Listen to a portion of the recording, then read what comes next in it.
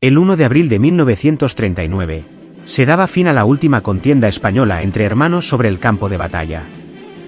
Los sublevados ponían fin a 3 años de guerra y se iniciaba un nuevo periodo en la historia de España. Vencedores y vencidos ahora tenían la difícil tarea de reconstruir un país devastado por las bombas y los tiros.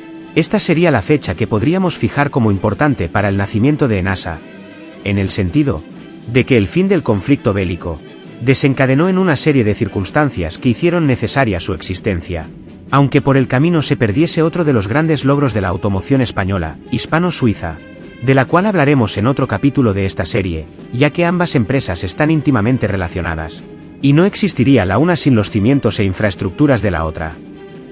Pero eso es otra historia.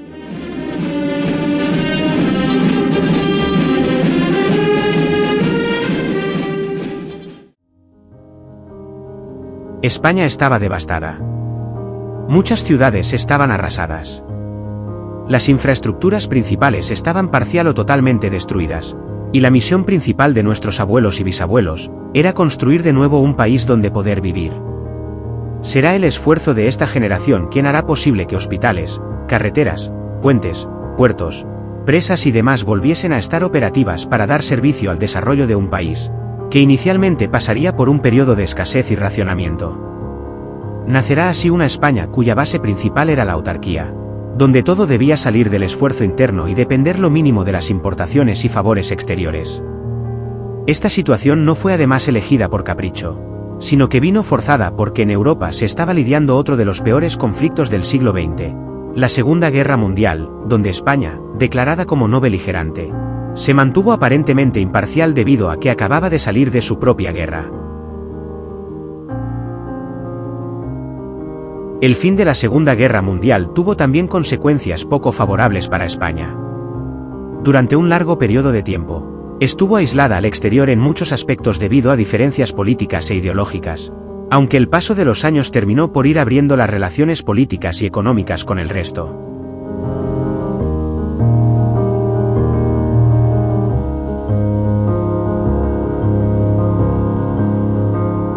En 1940 se publica en el BOE el Plan Nacional de Motorización de España. En él, se planteaba la creación de empresas dedicadas a la fabricación de vehículos pesados y automóviles. 1941 es otra de las fechas importantes para la futura ENASA, ya que se crea el Instituto Nacional de Industria, más conocido como el INI. Su primer presidente será Juan Antonio Suárez Fernández, quien ostentará el cargo hasta 1963. Será el 25 de septiembre cuando oficialmente nace a comienzos del periodo autárquico español, cifrado entre 1939 y 1959.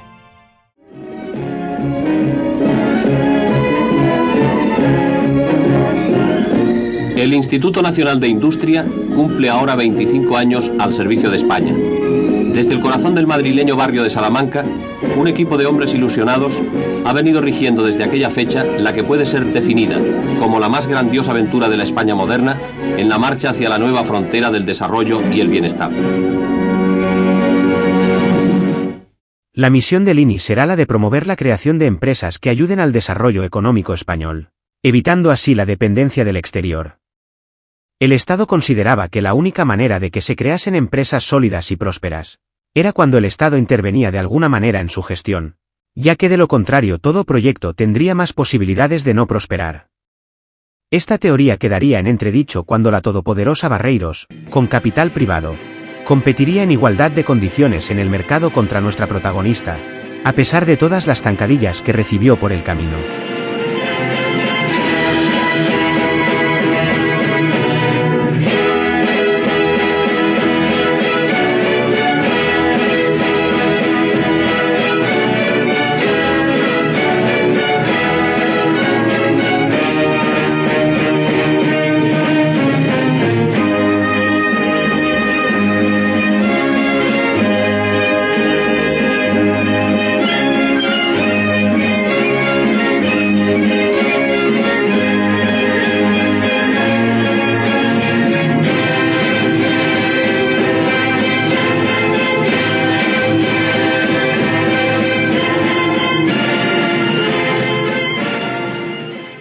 Tras las circunstancias antes mencionadas con el fin de la guerra, las necesidades del país pasaban ahora por vehículos de transporte pesado. Serán los camiones y furgonetas los más importantes, siendo los autobuses también necesarios. No hay que olvidar también la maquinaria de obras o la que se necesita en las cadenas de montaje, ya que con ellas se aumentaba la producción y abarataba el coste de fabricación. En definitiva, para levantar y reconstruir el país había que comenzar por tener este tipo de productos, ya que la mayoría habían quedado destruidos o inutilizados. El INI puso sus ojos en la todopoderosa en otros tiempos hispano-suiza, que aunque casi en cenizas, todavía conservaba ciertas infraestructuras por España que podían ser renovadas y reutilizadas. Pero sobre todo, contaba con mucho prestigio desde su fundación y tenía ya experiencia en camiones y autobuses, así como motores marinos y de aviación. Sin embargo, antes de que Hispano-Suiza se convirtiera en protagonista de la historia, se habían comenzado negociaciones con otras marcas. De hecho, cuando se publicó el Plan Nacional de Motorización de España, se registraron poco después grandes empresas interesadas en él. La primera fue Fiat Hispania en 1942, que llevaba ya bastante tiempo en nuestro país desde antes de la guerra, y presentó un plan para construir una fábrica de coches de turismo. Curiosamente, años después el INI desembocó este proyecto en forma de una marca nacional, SEAT, cuyo socio tecnológico inicial era Fiat. La segunda fue Daimler-Benz, la cual incluso 10 años antes ya había mostrado cierto interés en el territorio español, pero en ese momento no llegó a plasmarse nada fructífero. Aparece también Lancia, cuya intención era fabricar camiones diésel de Alfa Romeo, donde además se encontraba un tal Wilfredo Ricard, y que tendrá mucho que ver en la historia de NASA. Incluso la propia Hispano-Suiza se presentó al plan de motorización de España, pero el INI puso sus ojos en la casa italiana Lancia y sus camiones de Alfa Romeo. No obstante, en octubre de ese año se firma un borrador con la suiza Saurer, aunque finalmente no llegó a prosperar. En 1943 las negociaciones con Lancia y Alfa Romeo están muy avanzadas, pero dado el desarrollo de la guerra en Europa, el INI tiene miedo de que la situación de estas dos empresas italianas cambiase bruscamente de dirección, por lo que finalmente se decantaron por la española Hispano-Suiza.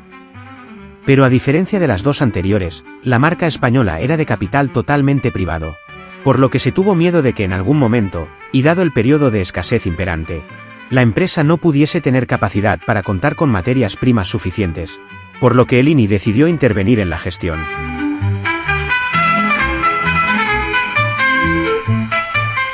No será hasta 1946, cuando el INI consiga hacerse con Hispano-Suiza forzando la compra y nacionalizándola. En otoño de ese mismo año se inscribe legalmente la empresa ENASA, que eran las siglas de la nueva Empresa Nacional de Autocamiones Sociedad Anónima. La misión de ENASA era la de construir vehículos de transporte de mercancías y viajeros. Debido a que el parque automovilístico tras la guerra era escaso y de elevada antigüedad, los nuevos vehículos debían ser modernos y sobre todo fiables. Aparece aquí una figura muy importante en esta historia, y es el ingeniero español Wilfredo Ricard. Siempre se asocia su mérito a los automóviles Pegaso de los que hablaremos luego, pero Ricard tiene una larga y exitosa trayectoria desde sus inicios, y en otro capítulo de esta serie hablaremos de él en profundidad. Ricard regresó a España de Italia tras haber estado allí durante 10 años, 9 de los cuales en Alfa Romeo, donde tuvo una meritoria labor. Pero huyendo de los desastres de la guerra, y al ver que otros compañeros cercanos eran fusilados mientras eran acusados de colaboracionistas, decidió huir a España atravesando las montañas. Estuvo desaparecido varios meses sin conocerse su paradero, pero cuando llegó a España lo hizo con intención de irse a Estados Unidos para trabajar. Se cree que con una buena oferta bajo el brazo de la exclusiva y mal lograda Studebaker, pero el presidente del recién creado INI le convenció para unirse al proyecto naciente, decidiéndose entonces a quedarse en nuestro país a trabajar. Aceptando el nuevo reto, Ricard se sube al carro español y funda, en 1946 el Z, Centro de Estudios Técnicos de Automoción, cuya labor principal será la de formar a los futuros mecánicos e ingenieros del país, así como experimentar tecnológicamente con los nuevos desarrollos. Situado en la calle Padilla, Ricard siempre procuró que todo trabajo destacase no solo por la innovación, sino también por la excelente calidad. Algo que en sus propias palabras pensaba que España había perdido con la guerra y había que recuperar. Para el Z además se trae también a 12 ingenieros de Alfa Romeo con los que ya había trabajado y que en ese momento, tras la Segunda Guerra Mundial, estaban desempleados. La creación del Z fue la circunstancia necesaria para que se terminase de forzar la compra por parte del Estado de Hispano-Suiza, y poder utilizar así las infraestructuras que quedaban tras la guerra, así como un personal con cualificación para el trabajo. Es ese momento del tiempo cuando nace por fin la Empresa Nacional de Autocamiones, ENASA, y que será muy prolífica, sobre todo en los años 60, 70 y 80. Pero inicialmente el Z se encargó de otra labor de mucha importancia. Fue la de establecer el coste necesario para que una empresa de carácter público pudiese afrontar el desarrollo y fabricación de vehículos pesados. Aquí hay que hacer dos menciones. Si la labor técnica del Z fue elogiable en cuanto a desarrollos técnicos e innovaciones, su labor de previsión económica fue un desastre, por cuanto con el paso de los años fueron necesarias varias ampliaciones de capital, no llegando a cumplirse la promesa inicial de las 1.500 unidades anuales hasta el 58, año en que, dicho sea de paso, se produjeron más de 2.000. Los altos costes iniciales fueron quizá uno de los motivos por los que Ricard dejaría su cargo años más tarde, como veremos luego. Dejando a un lado este tipo de consideraciones, hasta el despegue de Barreiros Diesel, principal competidor de nuestros protagonistas, y del cual tenemos un extenso capítulo en otro vídeo de esta serie, la iniciativa de ENASA de motorizar el país a través de un plan, tuvo éxito. Se puede considerar que el sumum de producción española en cuanto a vehículos fue la década de los 60. No solo por parte de ENASA, sino del conjunto de agentes automovilísticos que operaban en España tanto a nivel público como privado. Llegado el año 1947, meses después de la creación del Z y ENASA, se registra la marca Pegaso. Este nombre será parte de la automoción española durante medio siglo, y representará el máximo esfuerzo en proyectos de vehículos pesados. El logo elegido para la nueva marca comercial de ENASA fue el caballo mitológico Pegaso, del cual tomó el nombre. El logotipo fue diseñado por el propio Ricard junto con el escultor Gabino Amaya, eligiendo la forma del caballo por todos conocida. Según cuenta la leyenda, se eligió un caballo como forma de dar dinamismo y velocidad en contrapartida al cabalino rampante de Ferrari, ya que cuando Ricard y Enzo Ferrari coincidieron en Alfa Romeo, sus personalidades les hicieron terminar por hacerse rivales entre ellos. Con los exclusivos y deportivos Pegaso, se terminó por dar forma al logotipo definitivo.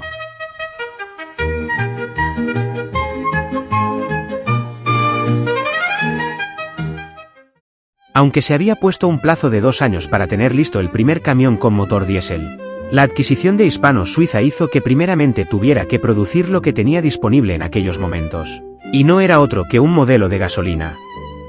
Este será el Hispano-Suiza 66G, que con ciertos detalles estéticos diferentes pasará a llamarse Pegaso 1. No será hasta la primavera de 1949, cuando se realicen pruebas en banco del primer motor diésel desarrollado por el Z sobre un prototipo de Hispano-Suiza, el 66D. En ese momento ENASA tenía 348 modelos Pegaso 1 con motor de gasolina fabricados, lo que suponía que, con la apertura de mercados al motor diésel, estos competirían entre sí, por lo que había que formalizar pedidos rápidamente entre los distintos ejércitos españoles, grandes empresas y demás para comprometer así la producción y garantizar la supervivencia. Otra forma de paliar este problema fue trabajar seriamente en la red comercial, así como comenzar a crear una imagen de marca de cara a los compradores. Sin embargo, siempre existió un cierto halo de empresa pública que se plasmaba en su gestión y forma de hacer ciertas cosas, así como su actitud hacia la apertura de mercados de forma amplia. No obstante, la llegada del motor diésel se veía con buenos ojos y eso se plasmó en su naciente red comercial. Para paliar el problema de las unidades existentes con motor de gasolina, se pensó en interrumpir los pedidos y realizar las modificaciones necesarias para que salieran ya con motor diésel de la cadena de montaje, pero finalmente se colocaron en ciertos cuerpos del Ejército y el Ministerio de Obras Públicas, a los que el INI procuró un bono de 1.000 litros de gasolina extra mensuales para promover su adquisición. Durante 1950 y hasta 1952, se dio la circunstancia de que se aumentó el cupo de gasolina asignado a camiones hasta los 1.500 litros, lo que hizo que se incrementase algo el interés por los camiones restantes con motor de gasolina, y que además llegase ayuda en equipamientos militares por parte del ejército norteamericano, haciendo que se cancelasen los planes con estos camiones. Así podían centrarse en los modelos diésel que tanto interés tenían comercialmente hablando. Sin embargo, esta situación no fue fácil, ya que la razón de ser de NASA era construir vehículos técnicamente avanzados, lo que no cuajaba con las instalaciones que quedaban de Hispano-Suiza tras la guerra. Tampoco con la razón de invertir en una nueva y moderna fábrica, dejando a la de la Sagrera en situación de producir lo suficiente para autofinanciarse. Sí que se desviaban recursos para poder construir la de Madrid, pero esto provocaba no poder cumplir con los cupos de producción que harían que ésta fuese rentable, produciéndose continuos aumentos de capital para paliar la situación. Situándonos ahora en 1951, se produce un hito que marcará un antes y un después en ENASA.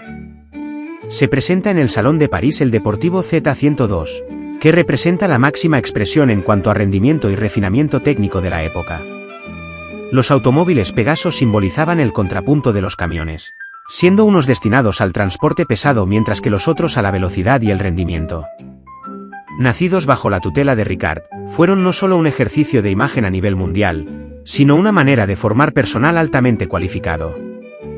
Desarrollar coches con unos estándares de calidad al más alto nivel y en pequeñas series, compensaría la necesidad de desechar un elevado número de piezas hasta que no alcanzasen los niveles exigidos, pero con unos resultados de acabado y funcionamiento de primera categoría. El proceso de fabricación era lento y largo, pero los altos niveles de calidad y tecnología usados se compensaban por el elevado precio de los coches, y de paso, su exclusividad. Más tarde hablaremos con detalle de los deportivos y camiones Pegaso, pero ahora solo haremos esta mención siguiendo la cronología de esta historia. El Pegaso español no tiene nada que envidiar en la belleza y audacia de sus líneas, ni en la perfección de su fabricación, ni en mando ni en potencia, a ningún otro coche de Europa y de América. Así no es de extrañar que la instalación del Pegaso constituya el centro de la curiosidad en el Salón del Automóvil londinense, junto a las marcas más famosas y a los automóviles más conocidos y admirados. Un nuevo triunfo que revela el poderío industrial y técnico de España. Durante los siguientes años se realizaron colaboraciones entre ENASA y la inglesa Leyland, más como una manera de traer aquí formas de rentabilizar la industria que como proyectos conjuntos, aunque muchos tuvieron un gran porcentaje de colaboración técnica. De hecho, cada marca mantuvo su identidad estilística y tecnológica, y se acomodaron la una a la otra en sus respectivas gamas de tonelaje. Lo que sí fue una realidad, es que con la creación de Leyland Ibérica en 1957, y la llegada oficial de los ingleses a nuestro país, estos se convirtieron en un serio competidor en el entorno de los autobuses urbanos. De las colaboraciones con Leyland salieron varios modelos, y la entrada en el INI de varias personas con la misión de hacer de ENASA una empresa rentable. Al ser ENASA una empresa pública, se dice que los enchufes estaban a la orden del día, no quedándole a Ricard más remedio que darles a todos un despacho para cumplir las órdenes del INI. Pero llegó un momento que tanto personal enchufado se puso en contra de las decisiones e ideas de Ricard, y este terminó abandonando ENASA.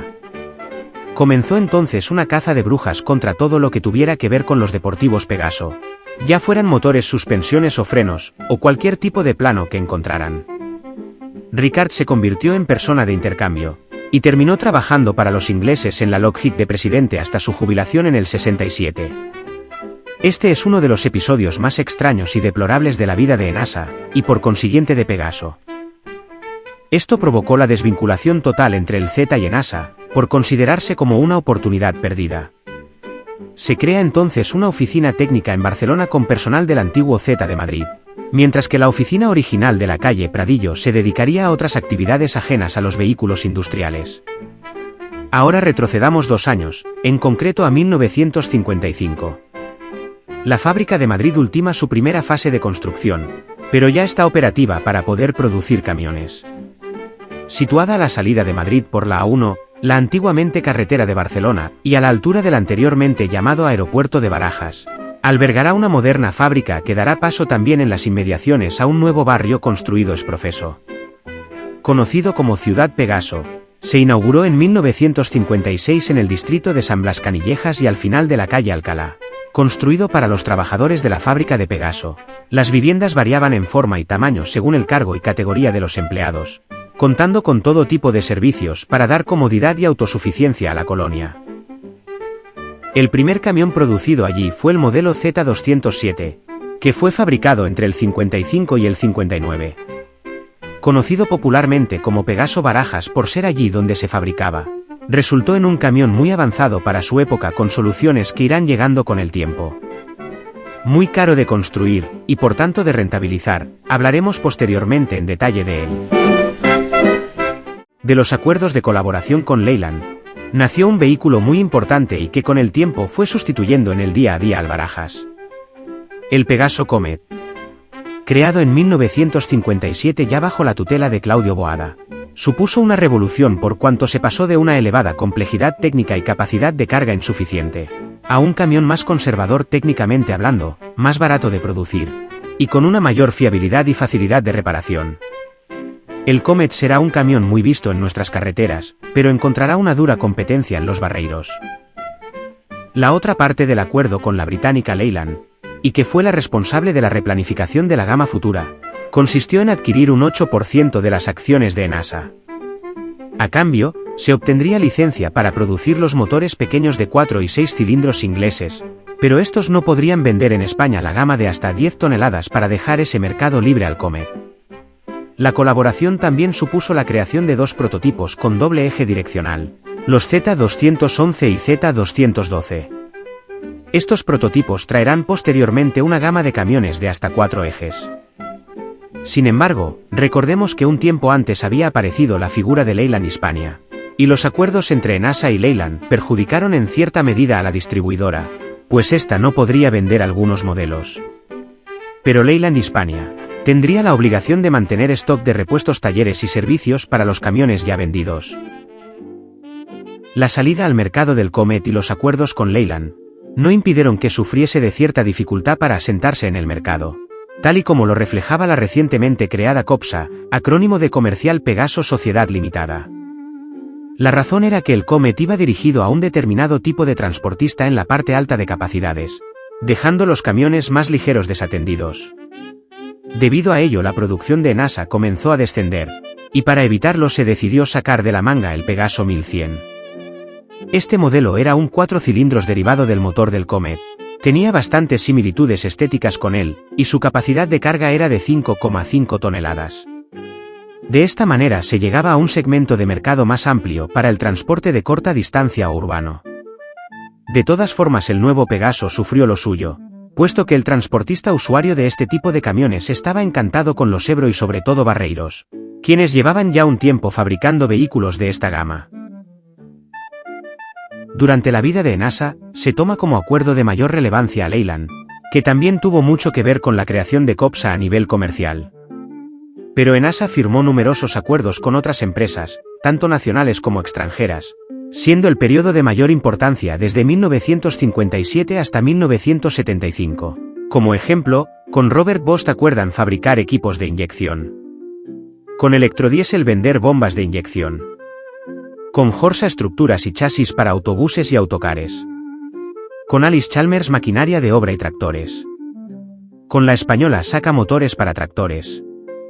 Con la inglesa Roots, cajas de cambio, y así con alguna empresa más, como fue SEAT, con la que llegó al acuerdo de fundir bloques de motor. En definitiva, se trataba de abarcar la mayor actividad y ser autosuficiente en su labor. Otra de las fechas clave de Enasa fue el año 1966. Aquí se producen dos hechos importantes que influirán en el desarrollo de la compañía. El primero es que la empresa mejora el concepto monotral que ya habían utilizado con anterioridad. Este basaba la estructura de los autobuses en un chasis autoportante, en vez de en el sistema de vigas longitudinales tradicional. Esto permitía bajar el peso total del conjunto y mejorar la comodidad, permitiendo una rigidez estructural muy elevada. No fue Enasa la pionera de este concepto, ya que este mérito hay que dárselo a la alemana Setra, pero en su modelo 6065 de 1966, evolucionaron el concepto autoportante de Pegaso. En sus versiones anteriores basaban la estructura autoportante en el camión Comet, pero ahora el nuevo modelo tenía una estructura nueva, e incorporaba un nuevo motor horizontal que se podía colocar debajo del piso de pasajeros, lo que aumentaba su capacidad de carga. El segundo hecho importante es que Enasa consigue hacerse con el 52% de las acciones de Saba. Consigue de esta manera introducirse en el mercado de las furgonetas, camiones ligeros y tractores, ya que estos se fabricaban por Saba bajo licencia de la BMC. Asimismo también fabricaban algún camión pesado de la francesa Berliet bajo licencia. De todas formas, lo primero que hizo Enasa fue quedarse con el mercado de las furgonetas y cancelar los camiones, eliminando así la competencia que le perjudicaba. Incluso podríamos dar un tercer hecho importante para este año 1966. Pegaso aplica por primera vez en serie la turboalimentación a uno de sus motores, el 9109. Los primeros prototipos comenzaron en el 62.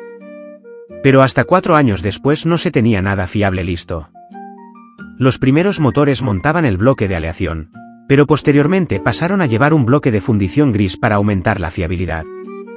Internamente el motor se reforzó, se rediseñó el circuito de engrase y refrigeración, y el sistema de inyección, aparte de tener nuevo caudal, incorporó un sensor regulador de cantidad de combustible en función de la altura con respecto al nivel del mar. 260 caballos salieron de esta mecánica y se montó en varios camiones, siendo la cabeza tractora 2011, y para 38.000 kilos, el camión más grande en llevarlo. Con la llegada de los años 70, Pegaso tuvo que actualizarse mecánicamente hablando, ya que las nuevas normas europeas exigían una potencia mínima por tonelada para los camiones pesados. Esta gama se correspondía con los camiones de 36.000 kilos, siendo necesario diseñar una nueva mecánica, en este caso de 12 litros de cilindrada. A finales de los 60 ya se hicieron los primeros desarrollos, arrojando el prototipo inicial con admisión aspirada a una potencia de entre 260 y 300 caballos. Posteriormente se añadió un sistema de turboalimentación, alcanzando en las versiones menos apretadas los 310 caballos sin problemas de fiabilidad. El bloque será un motor de 6 cilindros en línea, pero debido a las necesidades de compacidad del mismo para ahorrar espacio, la distancia entre cilindros era muy pequeña, lo que no permitió posteriores aumentos de cilindrada con el paso del tiempo. Sí que fueron mejorados con los años los circuitos de engrase y refrigeración. Hasta el final de los días de Enasa, este motor en diferentes versiones equipó a los camiones más grandes de la marca. Siguiendo con los hitos principales de la marca durante esos años, 1975 es otra de las fechas señaladas. A nivel europeo, algún competidor ya estaba montando en sus camiones las cabinas basculantes. Estas permitían abatirlas para dejar al descubierto el motor y por tanto permitir un espacio cómodo de trabajo.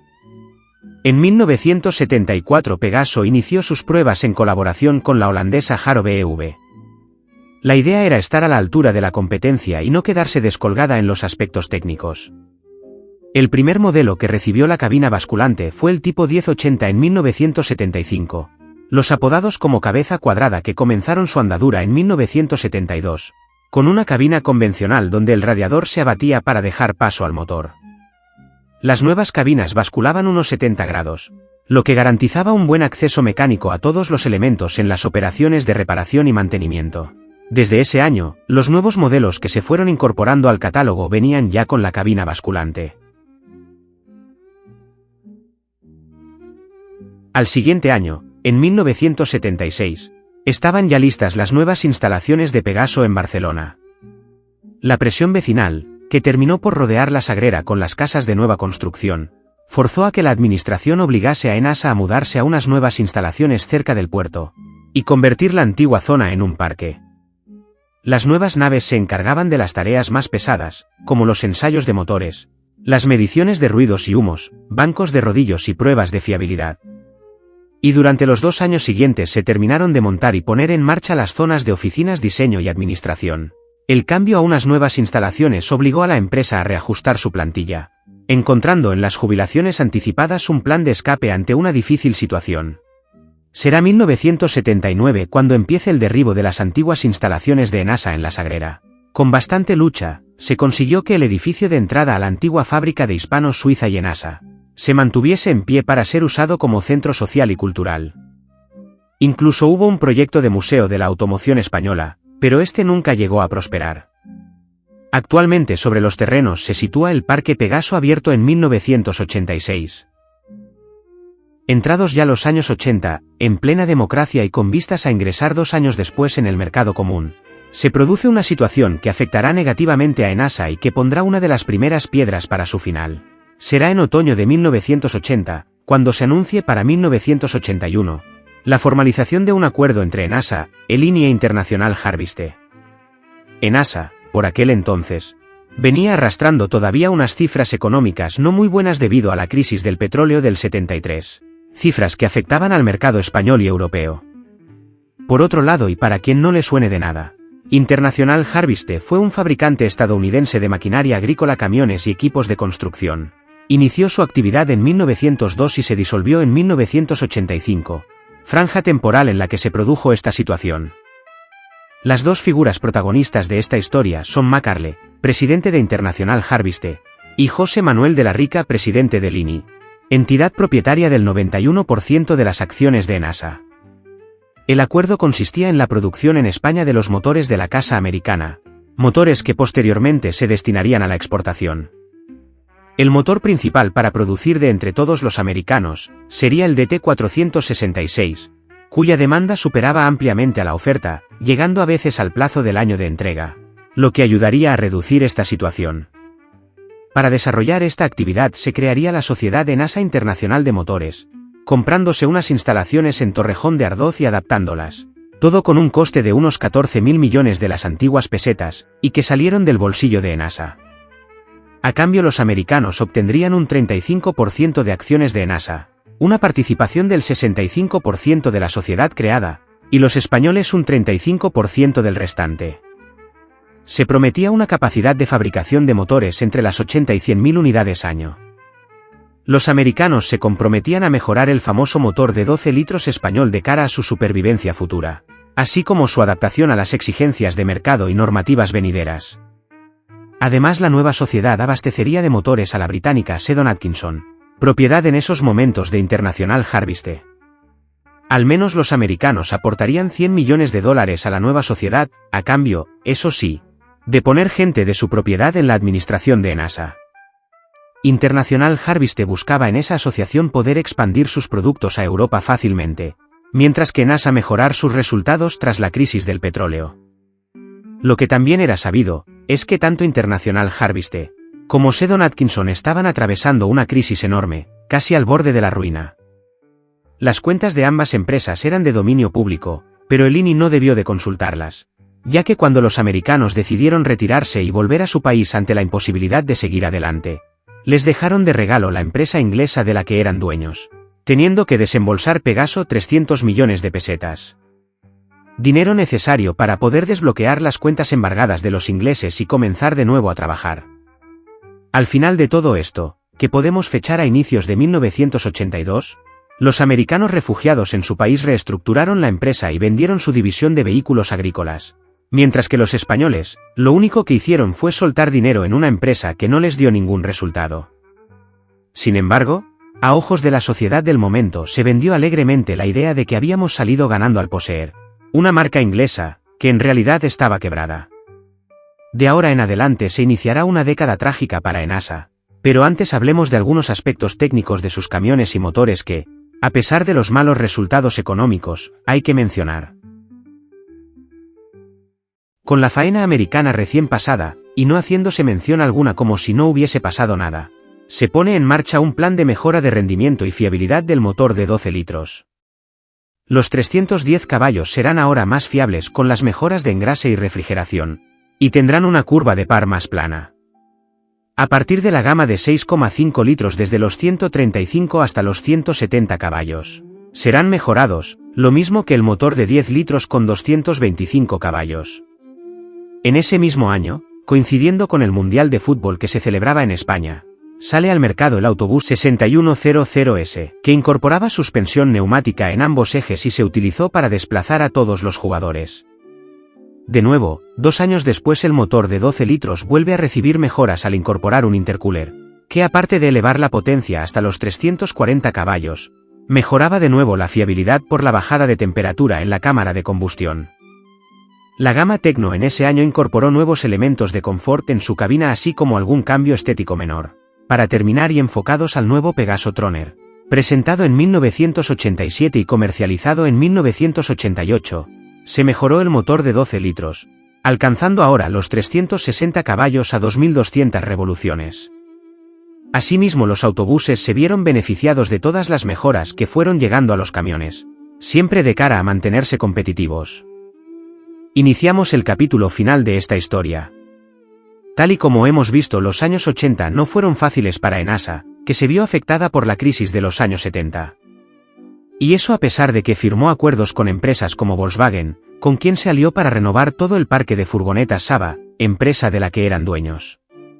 Para el desarrollo del Troner, se alió con DAF para fundar Captec y desarrollar cada empresa su modelo. Incluso con MAN desarrollaron autobuses, todo con la esperanza de progresar y avanzar. Pero la integración de España en la Comunidad Económica Europea hacía que muchas empresas públicas tuvieran que ser renovadas o modernizadas para adaptarse a los nuevos requerimientos de pertenencia. Pegaso era una empresa con una estructura de costes interna muy elevada, y además su capacidad de innovación era limitada en comparación con otros competidores. A ello sumaba que tenía capacidad de sobreproducción, siendo esta mayor que la demanda, lo que acrecentaba las pérdidas económicas. Entretanto, Iveco, con planes de expansión por Europa y otros mercados, se fijó en Pegaso, que tenía experiencia sobrada en camiones y plantas operativas en España. El gobierno del momento, temiendo una futura quiebra de Enasa con las consecuentes pérdidas económicas y de empleo, decidió aceptar la oferta italiana. Iveco comenzó integrándose en el esquema productivo de Pegaso, pero en poco tiempo reestructuró la compañía y los camiones Pegaso desaparecieron. Para una parte, la venta de Enasa a Iveco fue un mal necesario en un momento inesperado para evitar pérdidas de empleo. Para otros, la situación podía haberse salvado si desde un primer momento se hubiera invertido en administrar bien la empresa, invertir en innovación y presentar planes de mejora. Para todos, de forma indiscutible, lo que se perdió fue el último símbolo nacional de una España que una vez fue grande en el sector de la automoción, y que poco a poco fue quedando a la cola de Europa. Soledad, siento yo